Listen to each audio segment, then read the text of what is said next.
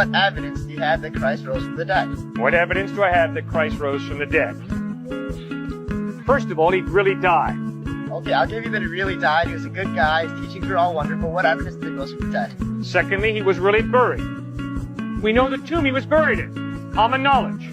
Joseph of Arimathea, a ruler of the Jewish people, one of the rulers, part of the Sanhedrin. So he was buried in a tomb that was not some hidden location. Well-known individual. His tomb, Joseph of Arimathea. Roman guard is set to make sure that nobody would steal the body of Christ. All of his disciples are not true believers. They're not fanatical followers. They all deny, betray, and desert Christ.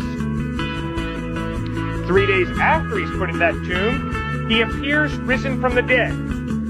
First of all, to some grief-torn women. Then over a period of 40 days, to over 500 people at different times in different places, risen from the dead.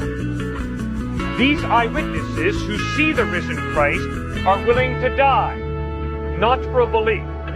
They are willing to die for what they claim to have seen. The dead Christ risen from the dead. Psychology shows us that people are not willing to die for what they know to be a lie. They'll crack under that pressure.